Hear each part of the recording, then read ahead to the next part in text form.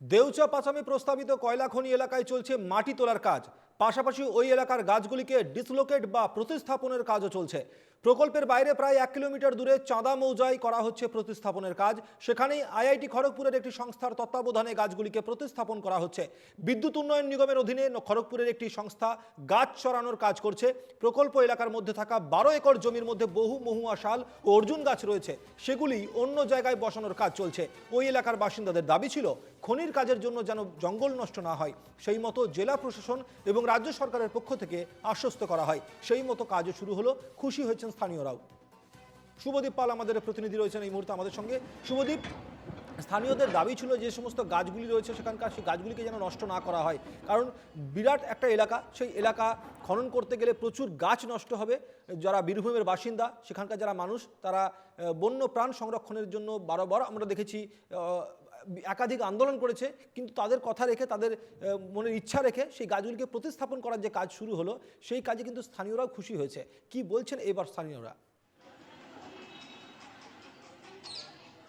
দেখো, একদমই তোমাকে যেটা প্রথমে বলে রাখি যে বীরভূমের যে দেউচা পাচামি প্রস্তাবিত কয়লা শিল্প এলাকা, সেই শিল্প এলাকা কিন্তু মূলত আদিবাসী অধ্যুষিত এলাকায় হতে চলেছে। আদিবাসী মানুষ বলতে আমরা কি জানি যে জল, জমি এবং জঙ্গল, এবং এই জল, জমি, জঙ্গলকে মাথায় রেখে আদিবাসী নেতা এবং স্থানীয় বাসিন্দারা বারবার দাবি তুলেছিল যে কয়লা শিল্পকে কেন্দ্র করে যেন পরিবেশকে ক্ষতিগ্রস্ত না হয়। ওই এলাকায় যে সমস্ত শাল, সেগুন, মহুয়া গাছ আছে, সেই গাছগুলো যেন কোনো অবস্থায় কাটা না যায়, সেই দিকে কিন্তু সেই সময় জেলা প্রশাসন তথা রাজ্য সরকারের পক্ষ থেকে কিন্তু আশ্বস্ত করা হয়েছিল স্থানীয় বাসিন্দাদের।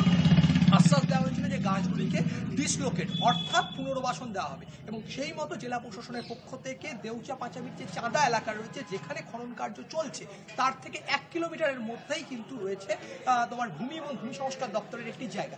সেই জায়গায় পুনর্স্থাপন দেওয়া হবে বলে জেলা প্রশাসন আগেই জানিয়েছিল। সেই মতো গতকাল থেকে কিন্তু এই পুনর্বাসন দেওয়ার কাজ শুরু হয়েছে। এর প্রসঙ্গে তোমরা জানিয়ে রাখি যে দেউচা পাচামির যে কয়লা শিল্প বা কয়লা খনি এলাকা, সেটা কিন্তু মূলত 12 একর সরকারি ভেস্টল্যান্ডে হতে চলেছে, এবং সেই সরকারি ভেস্টল্যান্ডের উপরেই কিন্তু রয়েছে প্রায় 980টি গাছ।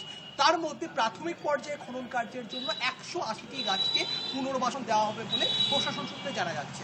মূলত পরিবেশের ভারসাম্য রক্ষা এবং স্থানীয় বাসিন্দাদের। ধন্যবাদ শুভদীপ, আমাদের সঙ্গে ছিলেন প্রতিনিধি শুভদীপ প্রামাণিক।